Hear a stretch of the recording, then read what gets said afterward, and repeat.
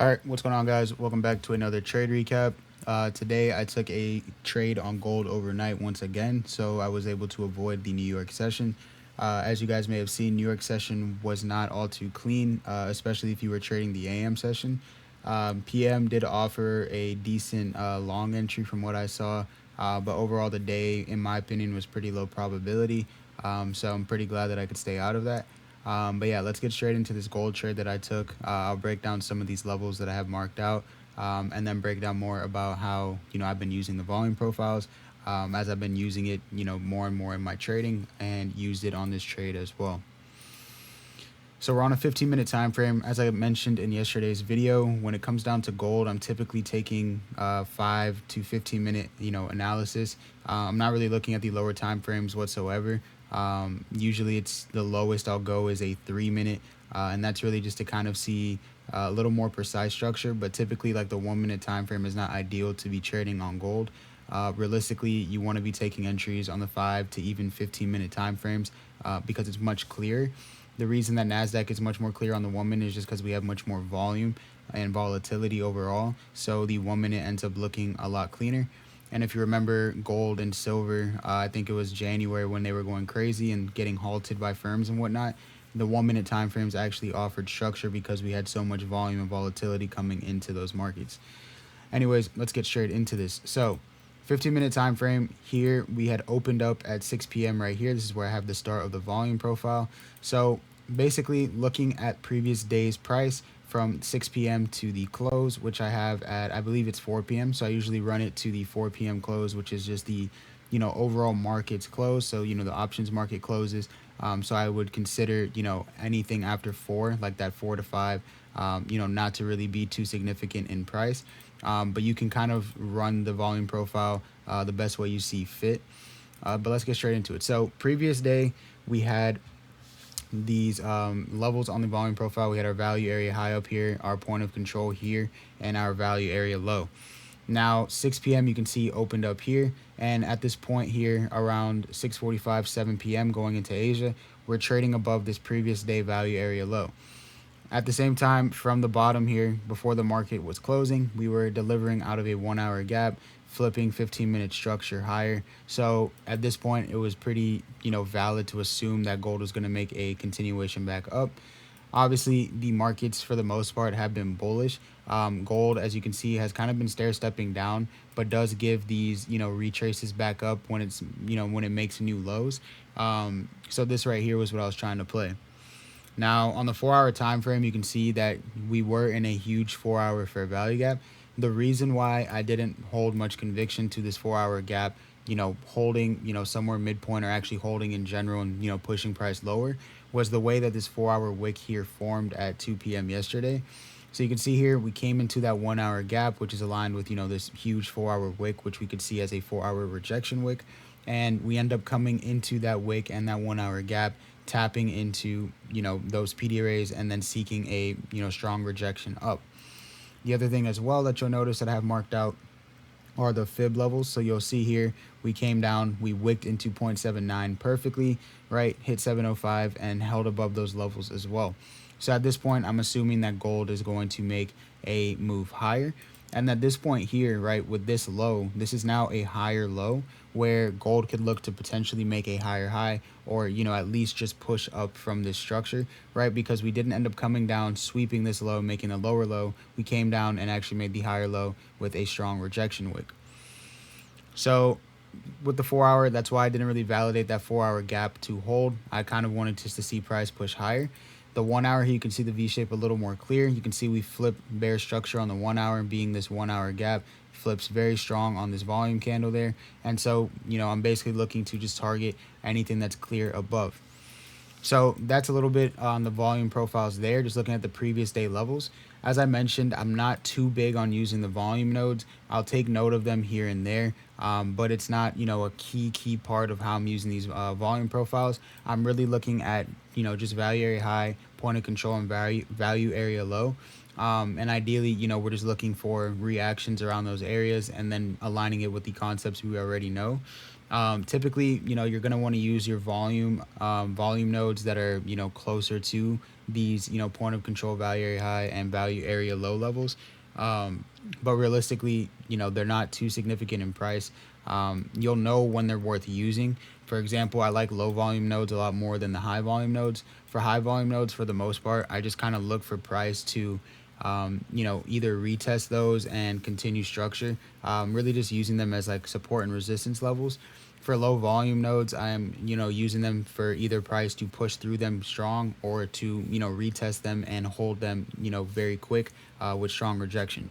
So let's break down some more. We'll go ahead and turn off these volume profiles. I'm going to turn on the profile that was for the New York session. So again, this was overnight, right? Off the Asia Open last night. So now I'm looking at the New York profile to see, where we're at in price, right? Based on the New York profile.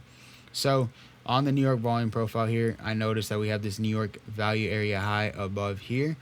And then I also took a standard deviation of this, 15-minute manipulation leg. So -1 aligned with that New York value area high. I think I said low on accident. Value area high, -1, you can see here aligned with that perfectly. You can also see here we do have this wick high on the 15 and then some of the unfilled 15-minute gap above that where we have the value area high and, a standard deviation level lining up as well. So that looks pretty good. The one thing about this wick that I was waiting to see was how we would react, as it can be used as a rejection wick. Technically, you can see price used it here and presented a sell model. But at this point here, this leg up here is bullish. So I'm looking to see bullish price. So overnight I was looking, I did low key wanted to long, kind of around here once I saw this was going to be like a breakaway. So I saw a price just pushing away from this gap and assumed this, gap is not going to get filled. But I didn't like how these candles were printing with no bottom wick. So I assumed they were going to retrace before pushing higher. Now, the other things that I noticed as we're pushing up here before, right into Asia is we ended up flipping this 15-minute, leaving, this high as the next area to push into, right? Value area high from New York session, right? This -1 deviation. And then obviously above that, you still have, previous days overall point of control, previous days overall value area high, and then, some draws on liquidity around those levels as well. So we're going to play out some of the 15-minute price action, and then I can explain some more of these levels that I drew in. So let's go ahead and play out some price. So at this point here, I'm just kind of waiting, right? I see we're starting to reject up here, but we, hadn't tapped into this rejection wick again. And ideally, if I'm looking at this rejection wick, to hold, we're probably looking to sweep this high inside of it and then hold. So at that point, I'm using this rejection wick area as more of a break-even spot, and I'll explain that more in my trade. Let's play this out. All right, so boom, right here, right? So we come down and we end up tapping into this low volume node and this 15-minute gap, right, and inverse. So we have the 15-minute inverse, we have a bullish 15-minute imbalance, and we have a low volume node in there. So I'm going to turn off the New York profile, turn back on the, 6 p.m. to 4 p.m. profile, and I'll go ahead and show you guys here. So you can see here, right, that we have this area of, pretty much where we had flat volume, where volume just looks super flat, right? And low volume nodes are created when we see, super fast moves in price, such as this. And typically with low volume nodes, you're going to see fair value gaps overlapped. So I believe on the 5-minute, this is where I actually marked out that volume node here. You can see, it's pretty much around CE of that 5-minute, right? So you can see, right, we have these high volume node areas right here, high volume node right here. And then these edges are your extremes, right? Where typically you're going to see price, react to a lot of the time. And then you can see we get this dip in right here, which is your low volume node aligned with, imbalances. So at this point here on the 15, right, we now tapped CE of this gap, tapping into all these confluences, tapped into this low volume node. And technically at this point, we're holding above the current session's low volume, value area low, which is this white line down here. So from there, play out some price. So what I ended up doing here was I went onto a 3-minute, and this is where I said usually I'll use like, a more structured time frame, other than the 1 minute, because you go on the 1 minute here, this isn't clean. This is just, noise. But I go, on a 3-minute. So I noticed here on the 3-minute, we had this clean leg down into the 15-minute. This is a nice area that I'd like to see get invalidated, right, as a change in state of delivery, and then see this as like a breaker and, basically see us continue higher in price. So let's go ahead and play out the 3-minute. And I took a mid-candle entry on the 3-minute. So I waited here. I wanted to see this candle close it. We failed to close the CISD there. So with a strong close like this now, if we do get like, continuation and displacement above this area, I'm going to go ahead and take the entry. And then my stop, was obviously at this swing low point inside the 15-minute. So let's go ahead and play out another candle. So my real entry was 762.4. Obviously, for the sake of the replay, I can't, really enter because it's going to enter me up here. But basically, we got entry right here and ended up getting that CISD. So I waited for this candle to, show a push up. At this point, these are low resistance highs. So at the very least, I'm expecting for price to take out these highs. And, we have those clear draws above. Now, I can get into how I got these standard deviation levels. So once I saw this candle here form and then this one here and, was pretty much ready to look for entry, I took the standard deviation of this leg right here, this manipulation leg down, and got the standard deviation levels. So you can see here, right, -1 to -1.5 is kind of around that, rejection block that I was talking about and that CE of the rejection block. -2 to -2.5 areas around that buy side level that I was speaking of, right, close to that New York Value area high and, this more higher time frame deviation projection. So everything in this area kind of makes sense, right? Structure here is clearly bullish, right? We're clearly kind of, stair stepping up, right? We come up here, stair step, come up again, stair step, come up again, right? Consolidate, stair step, and then come up again, right? So it's a simple pattern. At this point, we just have enough confluence and overlap to, confidently take this entry. So entered at 762.4.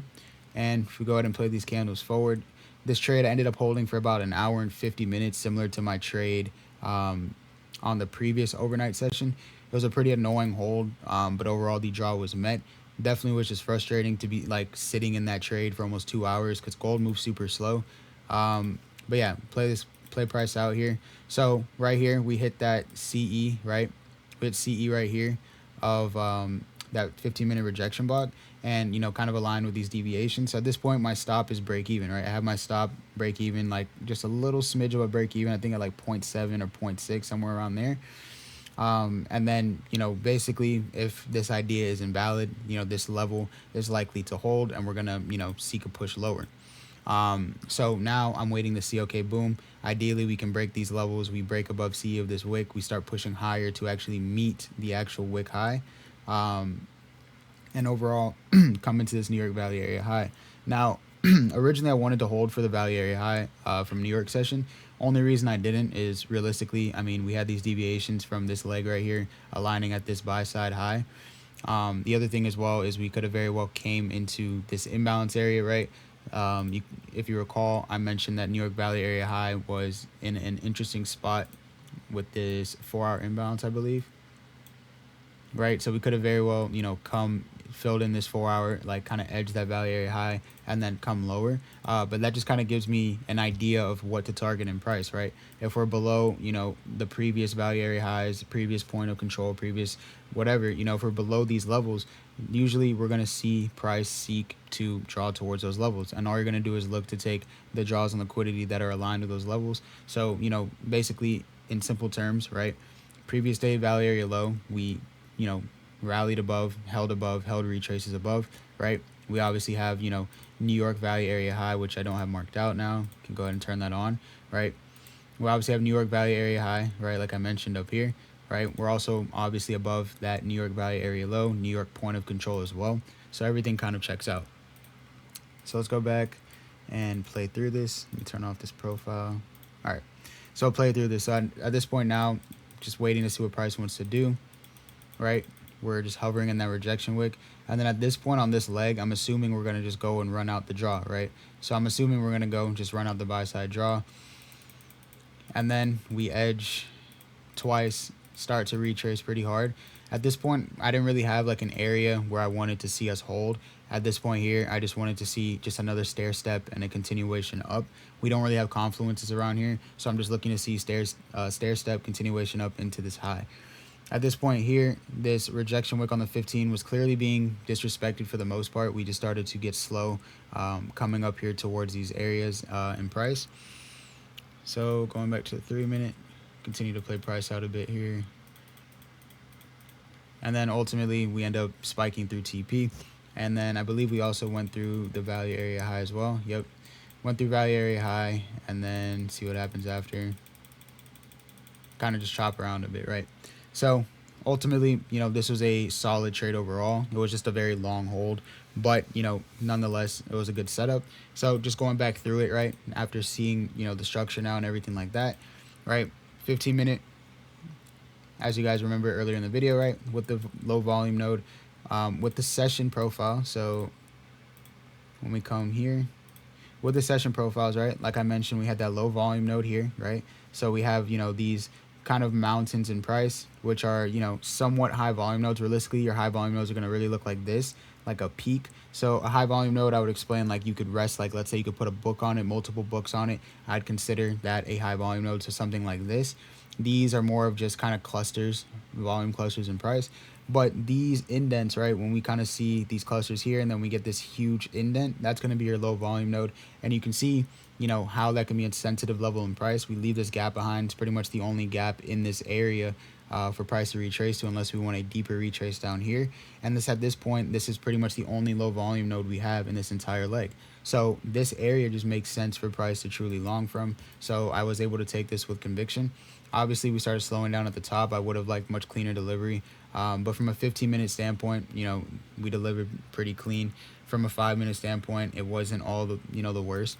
And then, yeah, obviously, like I said, we had overlapping confluences. So we had the 15-minute inversion here, right? We had the bullish 15-minute gap, low volume node, right? Overlapped. And also, I believe, we also had, I believe, a fib level. So if you take the fib, right, from, this low point here to the high here, you can also see we tapped 618 inside that gap. So pretty much just, every confluence you could imagine aligning there. And then just playing continuation off of that to the lower time frame, 3-minute, right? Playing that kind of this like change in state of delivery, right? Breaker type of formation, assuming, these to get ran out, and then we continue to pump up into that overall buy side draw. So yeah, I mean, pretty simple, right? This is like realistically how I framework my trades. Obviously, you guys can see, between different trades, I'm trading, I guess what you can say, different models. In reality, my analysis through and through is pretty much the same.